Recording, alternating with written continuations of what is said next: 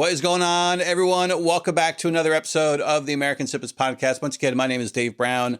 I'm here with my co-host, Barbara Allen, and we have another incredible show for you. Today's guest is Alicia Butler Pierre. Alicia is an expert on business infrastructure and entrepreneurship. Her expertise includes understanding how to build and maintain safeguards into business that will help entrepreneurs avoid or recover from unexpected ambushes. Alicia walked away from her hard-earned chemical engineering job at one of the most notorious companies in the world to pave her own path. She ignored the negativity from those who doubted her decision, moved to a different state, and dusted off her MBA to pursue the life she believes is right for her. In this episode, Alicia shares her insight on preparing for the unexpected, pivoting personal and professional plans to adapt to COVID and other major disasters, and how women can step out of the shadows and into the spotlight. She offers actionable steps for any entrepreneur to take to protect their business, and she talks about how to extract skill sets from one career and apply them to an entirely different path. Everything Alicia talks about is especially relevant today, as so many Americans are struggling to rebuild their businesses or careers that have been destroyed either from COVID or from the mandated closures and restrictions. So without further ado, here is Alicia Butler Pierre with Barbara Allen.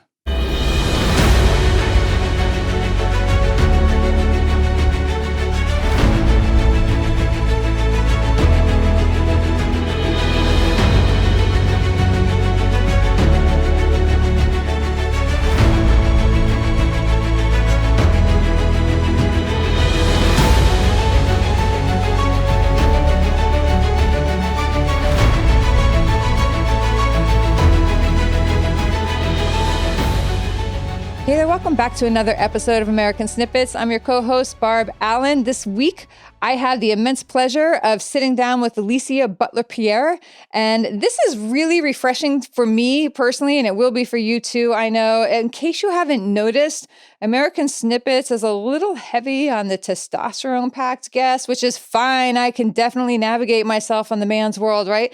But I love connecting with women who have forged their own path and created success for themselves and are confident enough to come on and tell people about it. And Alicia, you are one of those women I was very glad to connect with. Thank you so much for hanging out with us today.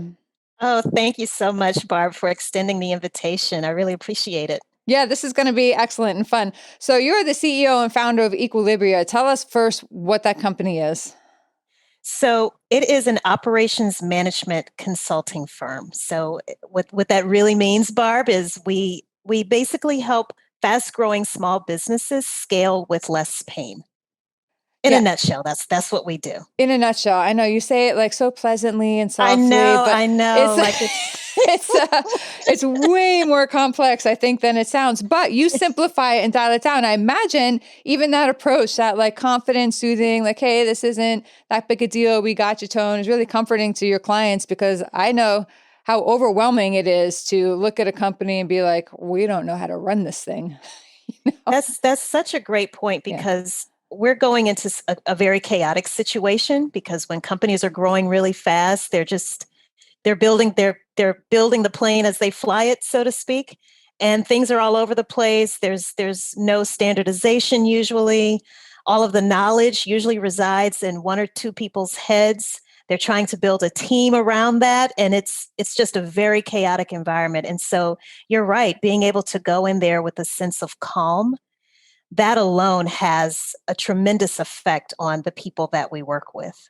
Like you were saying, like even when we just started talking, for me, everybody who knows me well knows, and I was just having this conversation with another colleague of mine. We're launching another insane business on our own.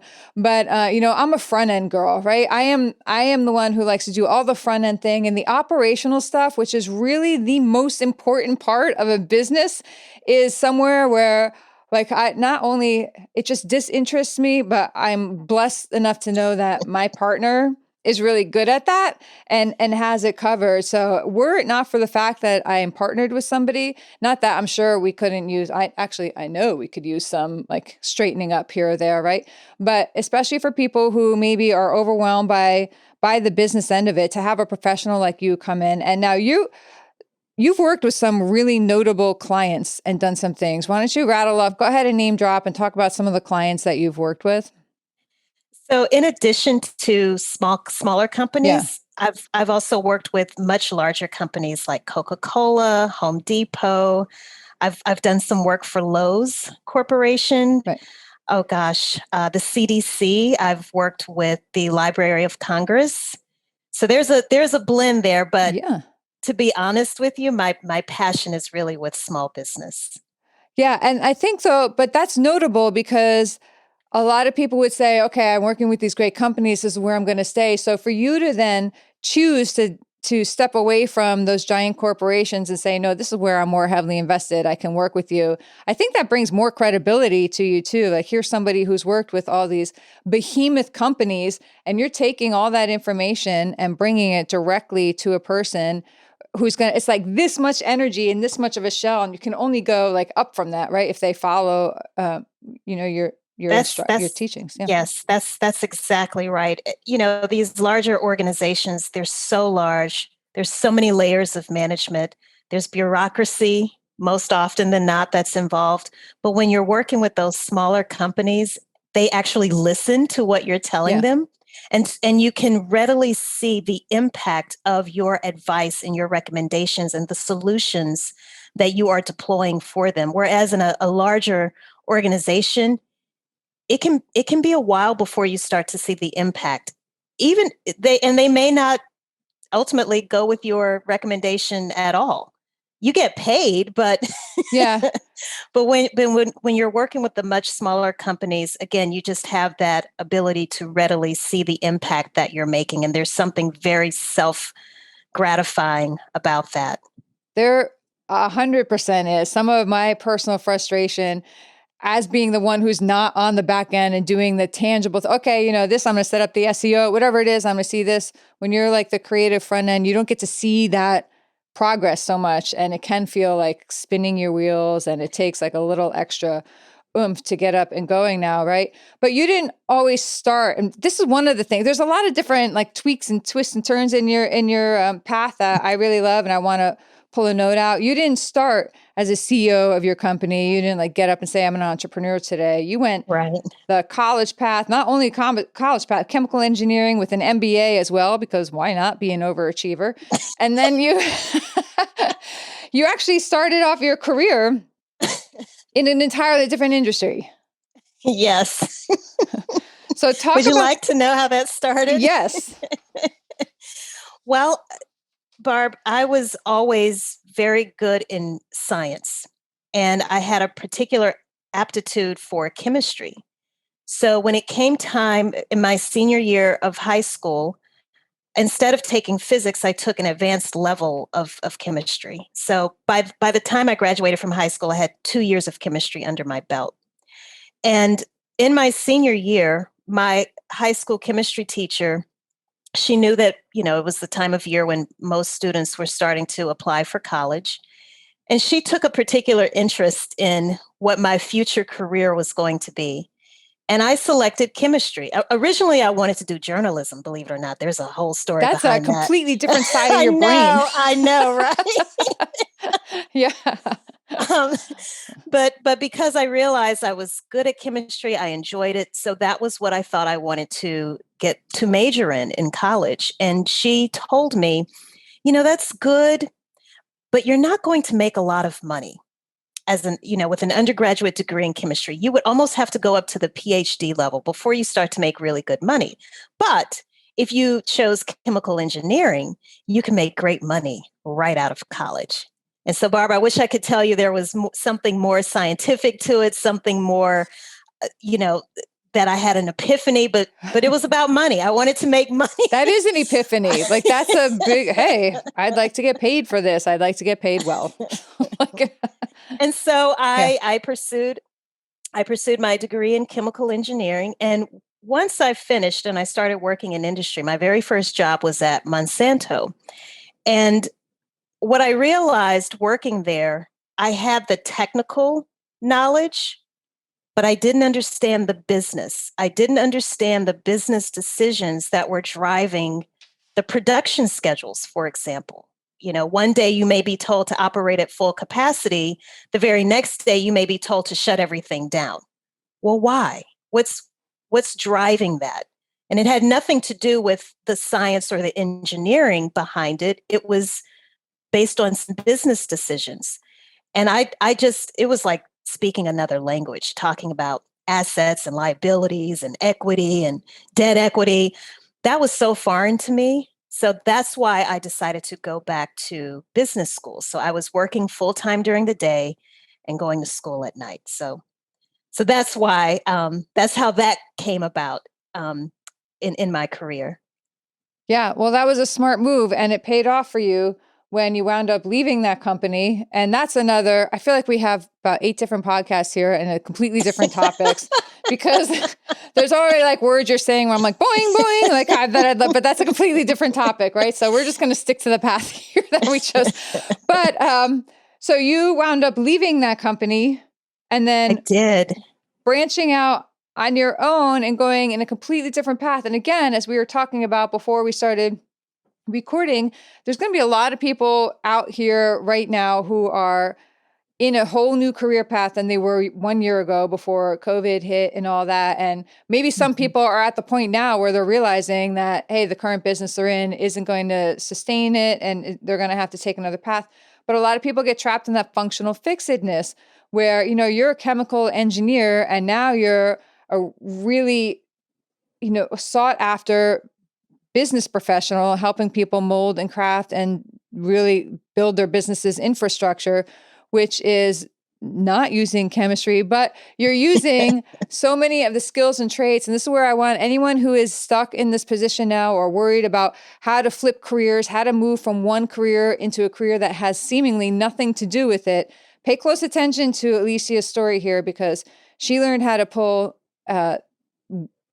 things from that one career into a completely different career. Alicia, what are the traits that you pulled from your chemical engineering path into your business path, and how did you figure out how to do that?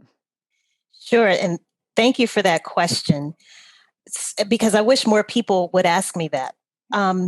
Chemical engineers, Barb, we usually work as process engineers or design engineers.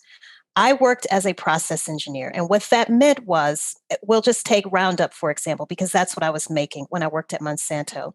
If there was a particular batch of Roundup that was produced, and if it did not meet certain specifications, as the process engineer, I had to literally figure out what went wrong in the process of producing that particular batch to cause it to not meet the specification. So applying that to business, it's still about process. Some people refer to it as workflow, whatever you want to call it. It's about making sure information, instead of chemicals or gasoline flowing through a pipeline, now I'm actually looking at how work actually flows and information flows throughout a business.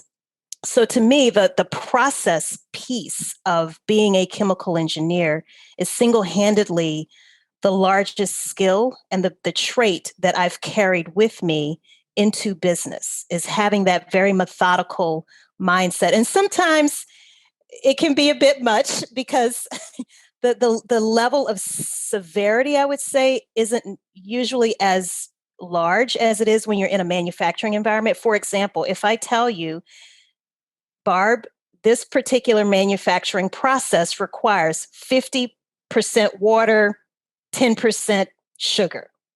And if you decide, well, I want to do 40% water and 20% sugar, well, that's, your customers are going to be angry. Yeah. but in a more serious light, it could actually cause an explosion. It could lead to a fatality.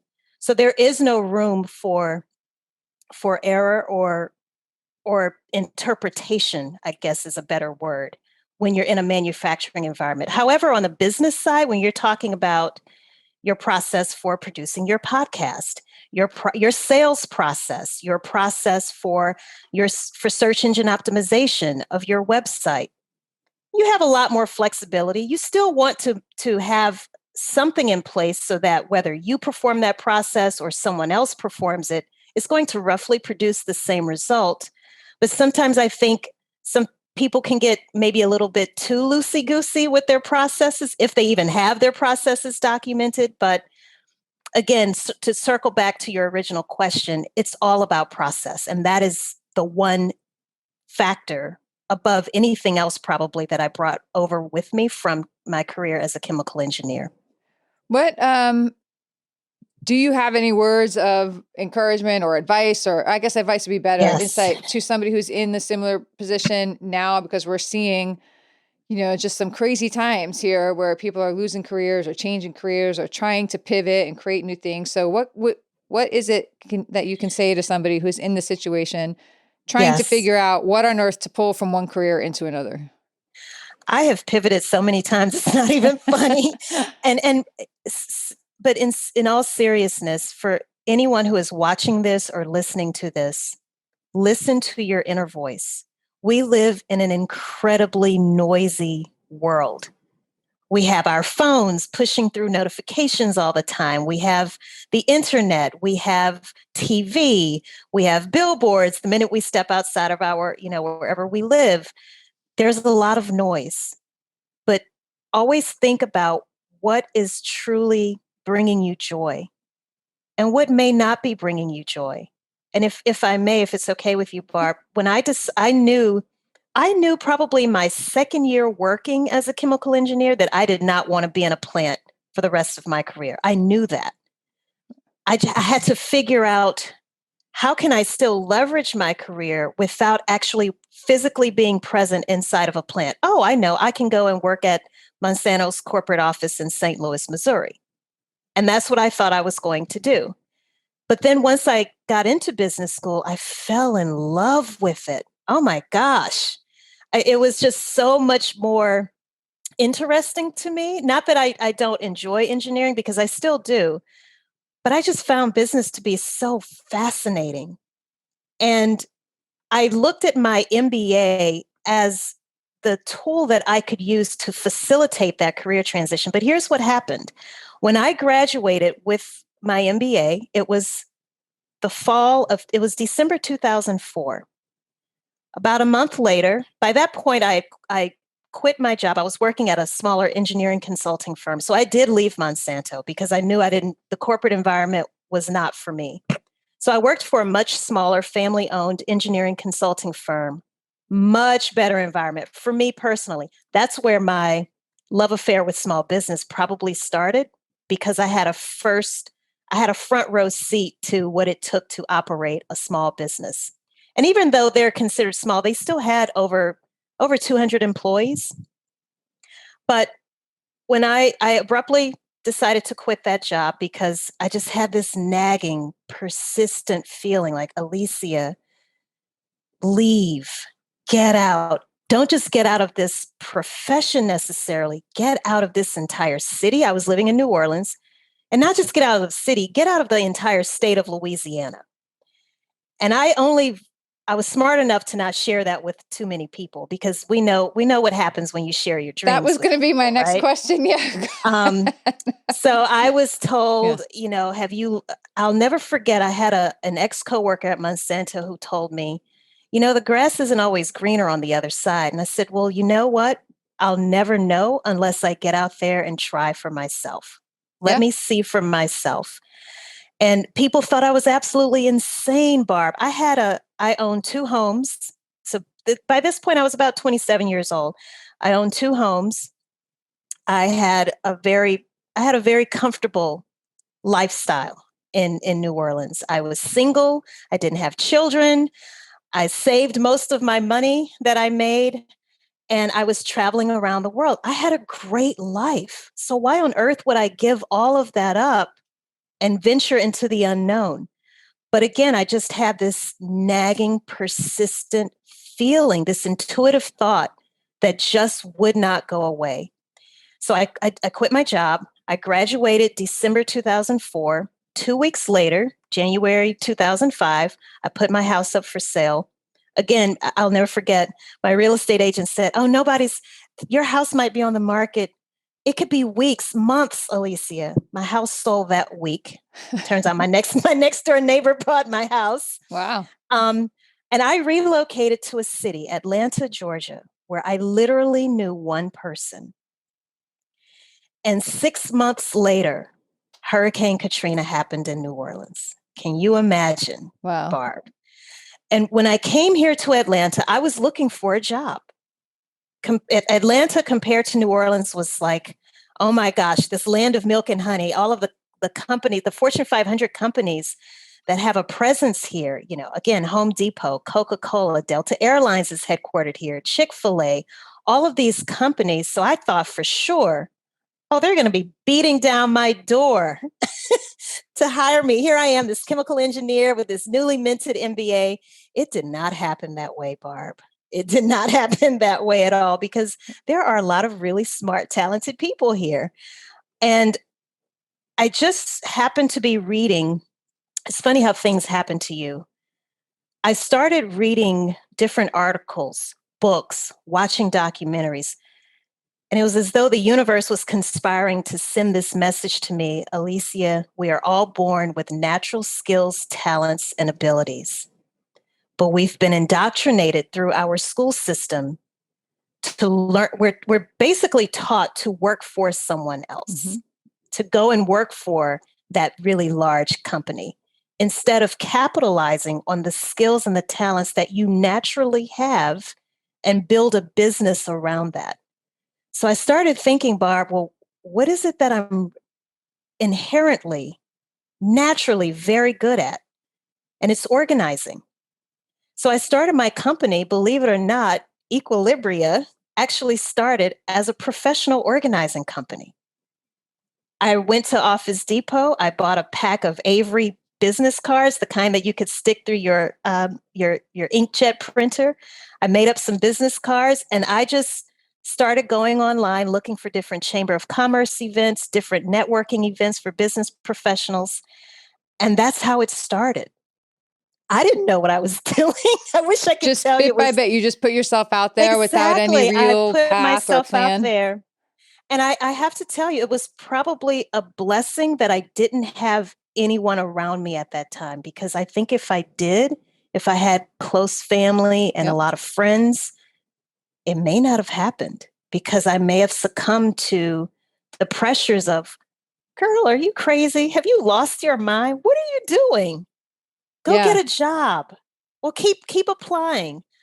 So yes. So for those who are listening, there's a thread, a common thread. If you were to sit down and look at your resume and look at all of the different jobs that you may have had up to this point, what are some of the common threads that you've enjoyed about each of those jobs and those work experiences?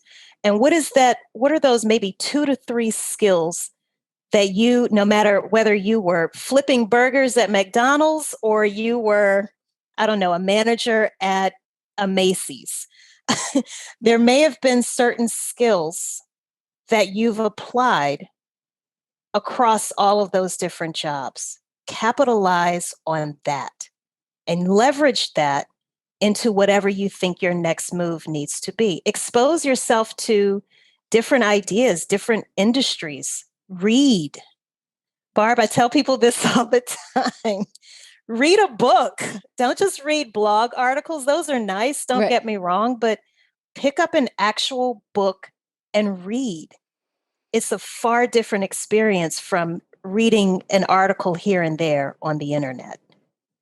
Yeah, 100%. Everything you just said. I mean, I like that you talked about the reaction of people when you were leaving. This is something common, I think, to every entrepreneur I've met, or even somebody who's looking to leave a relationship and that they've been in, that other people think that they should stay in for. So are you crazy? You have it so good, but no one really knows you like you know you, right? And yes. And I found I'm betting that this is similar for you as it was for me when I sort of triaged my time with the people who just had no interest in the entrepreneurial path, or just for some reason were unfulfilled in their own lives. And if I did it, it pointed out the fact that they could do it too, but they weren't doing it too, so it reflected on their own inaction, right? But when I sort of triaged my time against those two groups of people and started seeking out and surrounding myself with those who had ventured out, those who had created success, those who dropped and failed and got back up again, or still in the path, everything changed for me too. Is that how it was for you? Absolutely. And it's not, I think this is worth pointing out. It's not that your family and your friends don't love you, Yeah. but they just can't, people can't always see your vision.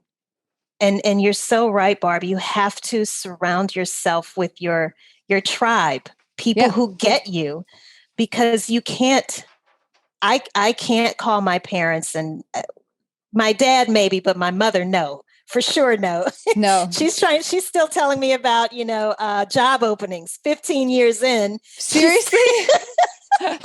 That's really funny. And you're right. A lot of them, they want what's best for you. I found like two paths, right? They either wanted what's best for me and were afraid I was going to fall flat on my face again, because I'd had so many train wrecks in my life otherwise, and then there were people who were just like miserable in their own lives and came up with all these excuses about why it couldn't happen. But if I proved all those excuses wrong, then they'd have to take a good hard look at themselves, and they weren't about that, right? So Absolutely. they try to keep you down. What are some of the things that you did? Because I noticed you hop around from event to event to event, not so much maybe this year. But what do you say to somebody who's, a little leery of going to an event, maybe someone who hasn't gone to an event before? Like, what value is there in going? Because some of these, can cost a few $1,000s or more, depending on the experience that you buy, right? So what would you say to someone who's considering the value of going to an event or not? There is tremendous value in going to events. And I honestly can kick myself for not doing it sooner. I didn't start actively going to events outside of Atlanta until about 3 years ago, Barb. And the traction that I made in just the past 3 years literally outpaces the 12 years before that. And that is not an exaggeration. You have to get out of your own backyard. You really do, because your tribe may not necessarily be in your immediate geographic community. There may be pockets of people here in Denver or New York, where you are, and California, outside of this country.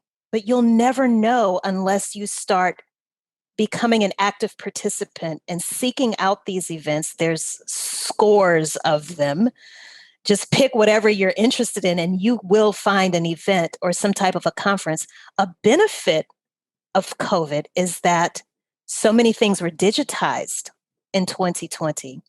So a lot of things that may have been cost prohibitive before, you're now able to sometimes even attend for free. I'm speaking at a conference, a global women's conference, actually later today, and the Hang first on, 500 global women, like with Morella Sula, that global women. No, Oh, okay. This is called the Amplify Her Voice. Okay. And there are going to be at least 300 different speakers, Oh, nice. women from around the world. And what I find most fascinating is that there are different speaker sessions dedicated specifically to cryptocurrency. So it's like, oh, I want to know more about that and blockchain technology. Like, that's interesting to me. I don't know a lot about it. So, and the fact that women are going to be speaking about it, that's interesting to me. But even what I will say about attending these events remotely, the networking aspect. But here's a workaround, Barb. Here's something that I do that has proven to be effective. Especially even if you don't speak at these events. So for those of you listening, if you just want to attend, and especially if you have, let's say maybe a free ticket, try to look for. They usually have the directory of speakers. Try to connect with each of those speakers, especially if it's a speaker that will present a topic that's really of interest to you. Try to connect with those people on social media. That's one way. It's a lot of work, but if you're serious about making a career change, if you're serious about building your network, again, outside of your backyard, these are some very strategic things that you can do, and it does work. You have to be genuine, of course. Don't just blindly connect with people, but tell them, hey, Barb, I listened to your presentation at the such and such conference. It really resonated with me. Can we please connect here on LinkedIn? Or can we, I'm following you here on Twitter. Would you be open to having maybe a 15-minute conversation with me? That's literally how it starts. It's a lot of work, again, but it can definitely be done, even in a remote situation.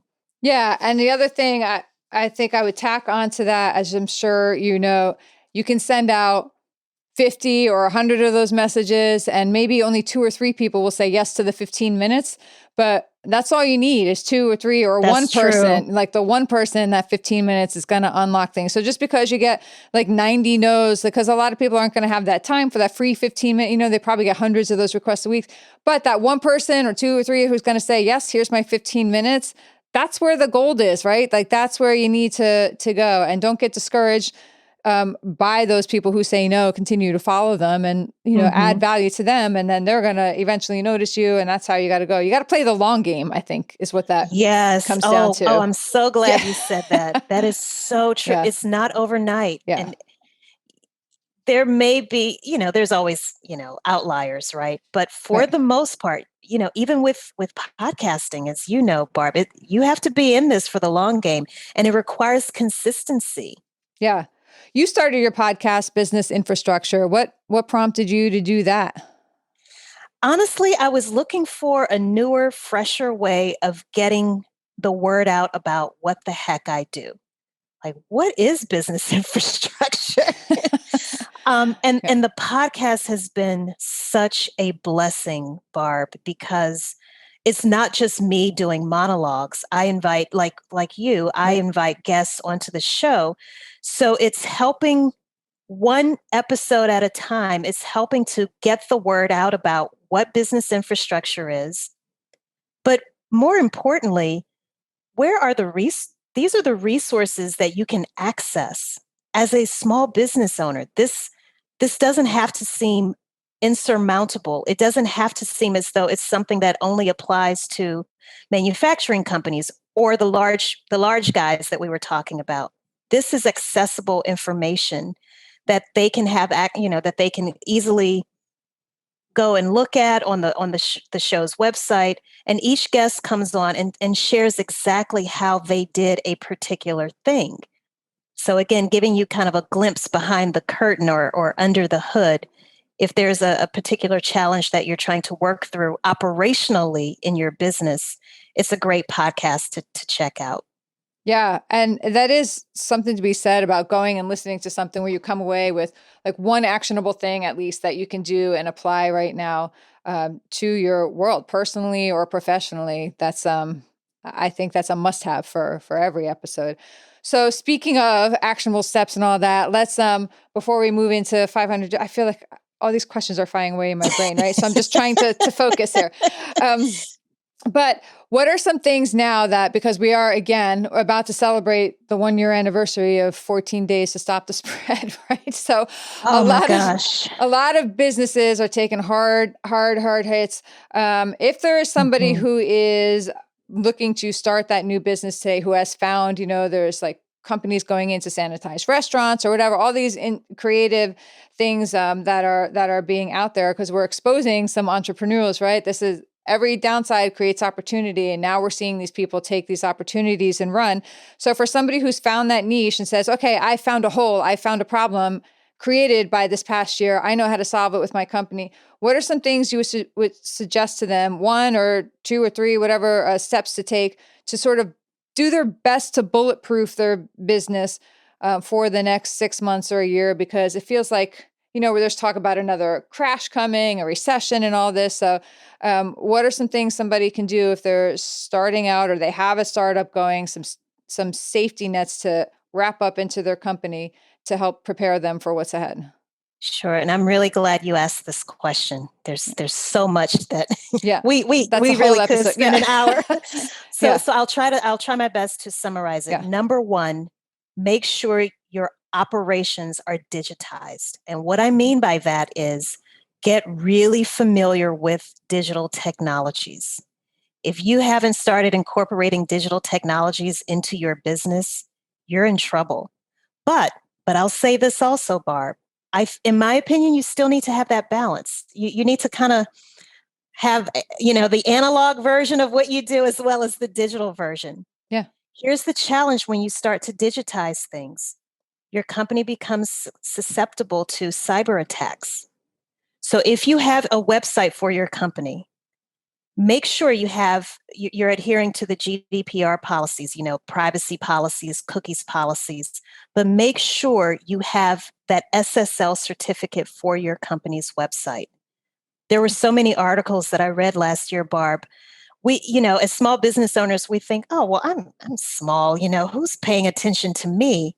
That's exactly why they're coming after us, because they know our companies are far more vulnerable when it comes to cybersecurity. So oh my gosh, I spent so much of 2020 and I thought I had my stuff together, Barb. Yeah. And surprise. My company's website went down for an entire month. Wow.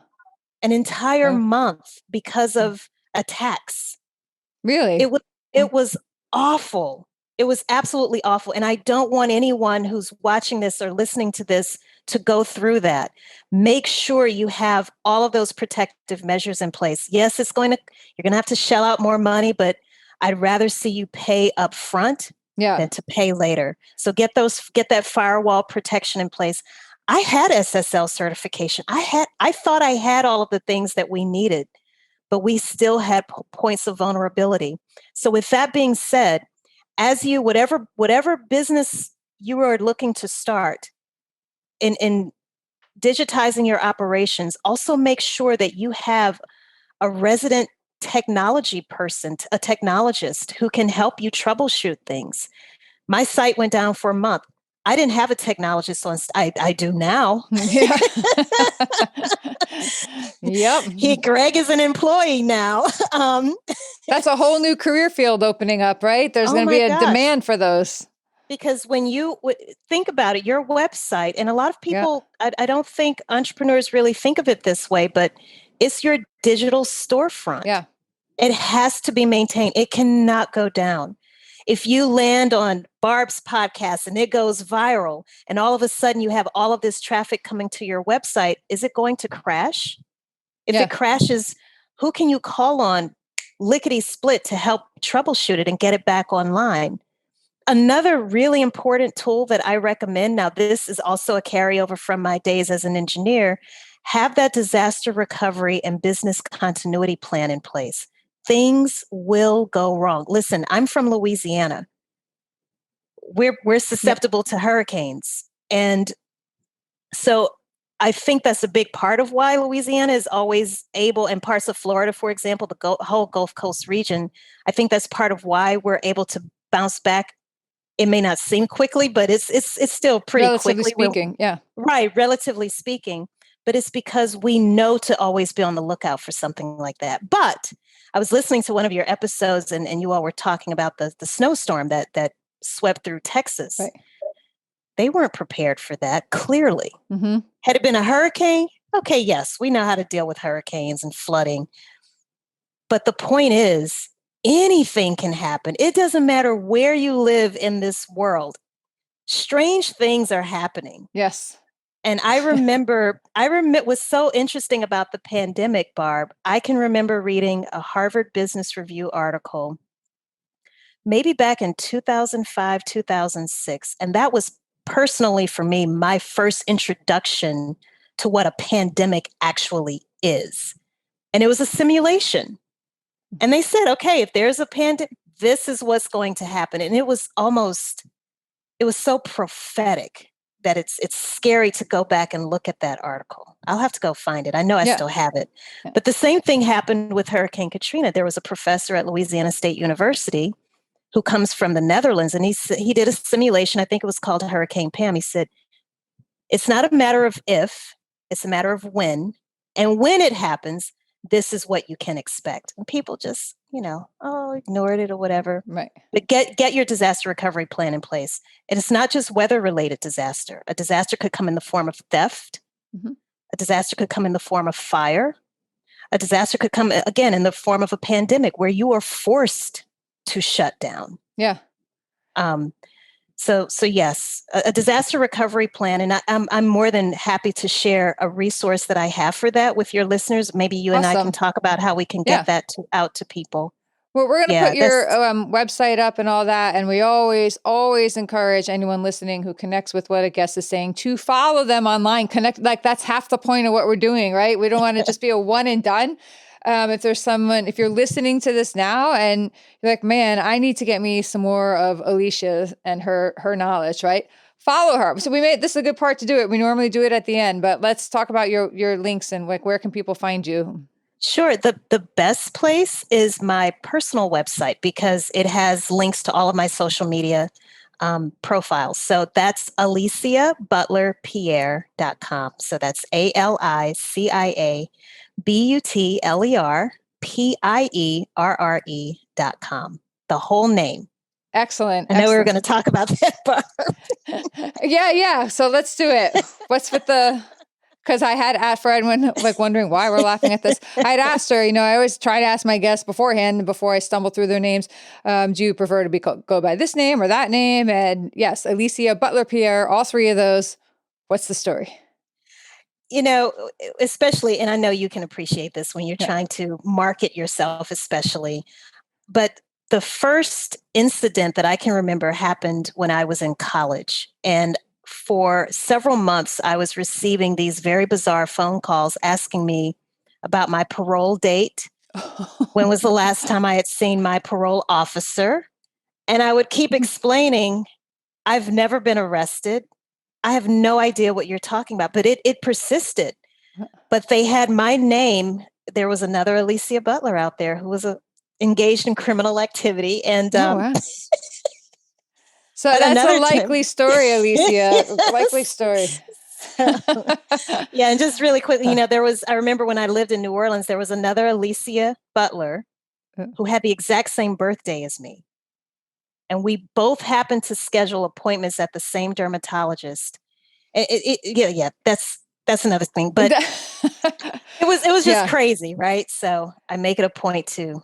I have that. My name, I keep saying if I ever went into witness protection, I wouldn't even have to change my name because there's 500 billion Barbara Allens out there. And everywhere I go, it's like, well, let me go through. Which Barbara Allen are you? Like I could just hide right in plain sight because there's no way to, we're all the same, I guess, on there. All right. So once again, I would really encourage everybody who's listening. And I was like thinking, oh, we have more time. I'm looking at this. This just flew by, right? So I would like to get this one question in as well before we wrap things up and hit some final thoughts. One of the reasons that we started American Snippets years ago was when we noticed, the kind of divisiveness and unrest in this country. And for me, as my husband lost his life in service, I took it personally. It was impacting me, feeling like this country was falling apart. We were turning on each other, and that was back then, right? But I just knew that so many extraordinary people existed in this country. They came forward to help me in so many ways. I never cared what side of the aisle they fell on. They never cared what side of the aisle I fell on. And I believe that that's the true heartbeat of America underneath. Like we still are just, Americans are just human beings with extraordinary hearts who happen to disagree on things, right? But we're just trying to connect and prove that point a little better. But one of the things that we saw coming under attack, and people were becoming disenchanted with the notion that the American dream exists for anyone. And what we always like to point out is that the American dream does exist, but it is just different for everybody. We all have our own precise version of what that looks like. And for you, it's one thing. For me, it's another. That's the beauty of it all, I think, and that we come together and help each other achieve whatever that version of the dream is for each other. But that means we like to ask our guests, what does that look like for you? Like, what is your version of living your own American dream? Exactly what I'm doing, I guess. I have freedom and flexibility because I am a business owner. That's how I define success. And I guess that's ultimately how I define having the American dream, is being able to start my own business on my terms, work with the people that I want to work with. And having my business, Barb, allows me, it doesn't limit me. It doesn't force me into a box. I can bring all of these skills and experiences that you've asked me to talk about, I can bring all of that together into one business and then share that with other people out there, not just here in America, but around the world.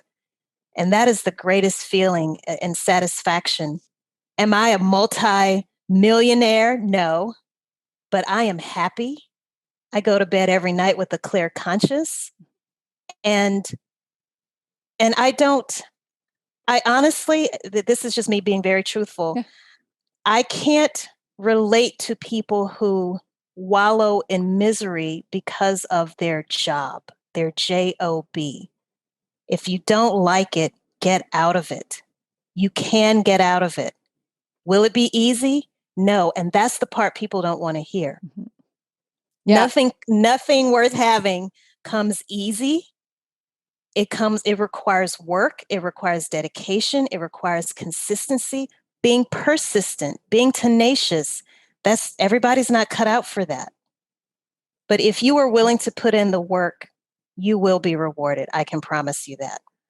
I love it. Love it. And yeah, like you said, it may mean like, especially people without kids, I think have a little more flexibility in that, like, you can move out of the house into the small apartment, into the Airbnb, Sure. whatever you have to do without like worrying about school districts and all that. That's the time to go, right? So if you have to downsize, especially if you don't have kids, but even if you have kids, I've seen people do it and teach their kids along the way, like, hey, this is the value. But yeah, it's just going to mean you're going to have to, decide what's more important for you, like creature comforts, Exactly. short term or long term.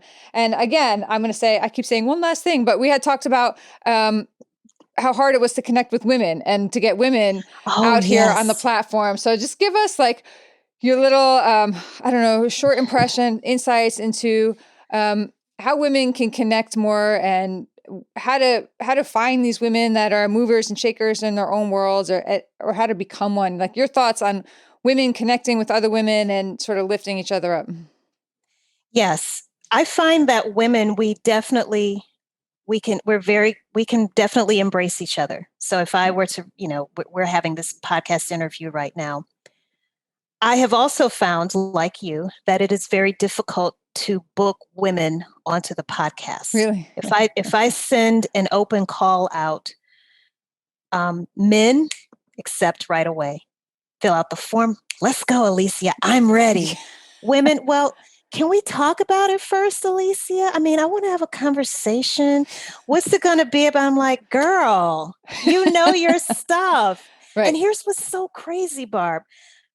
There are 3 women in particular that I'm thinking of who are badass. I mean, they know their stuff. And the thought of being on a podcast scares them to death. And it took me months to figure this out. So here's my conclusion. And I'd love to know what you think about this too. Podcasting is a form of public speaking. Even though like right now we're on video, but a lot of podcasts is purely audio. So even though they may not be seen, they know that when someone listens to your interview, they're hanging and clinging on to your every word. You better get it right. So I hear a lot of talk also about the fear of imposter syndrome. Well, what if I say something and then somebody comes back and like, who cares? You have to stop thinking. You have to stop concerning yourself with what other people are going to think or say, because they're going to think or say it anyway. What you have to be concerned about are the people out there that you know can benefit from what you have to say. That's who you focus on. Don't focus on the people who are going to tell you what you can and cannot do. Focus on the people that really need to hear what you have to say and can really benefit from that. That's what keeps you going. That's what keeps you motivated. So it's very, very interesting. And some of these women also, I've noticed they're very vocal on social media, Barb. Very vocal. I call them keyboard gangsters, right? Yep. They can get on Facebook and LinkedIn and these platforms and they can just type away. But ask them to come on and verbalize that, they won't do it. They won't do it. So we are out here, Barb, myself, there are women out here who have something to share, who want and it's not about it's not about just mouthing off and just talking just for the sake of talking. No, these are people, women who have very valuable contributions to make. And I just wish that most of us, I think, had more exposure to, because even when you look at podcast listener stats, it's still predominantly male. So that might be part of it too, Barb, is that I think, I don't know if you find this, but I know that a lot of women still don't understand, well, if you have an iPhone, the Apple Podcast app is already on there. Or, if you have, but they don't know. And they certainly don't think of a podcast as a place to go and learn something Right. either. So I think we can turn this around, people like us, just really quick, funny story. There was a podcaster that I connected with last month sometime on LinkedIn, and he wrote back to me right away, "Oh my gosh, this is so cool. A woman podcaster? I didn't know you guys were into this kind of thing." That's hilarious. I mean, and it's like, oh my there God. are plenty of women doing podcasts. Exactly. But it just, it amazed me that of all of the female podcasters that are out here, he didn't know of one. Yeah. That's frightening.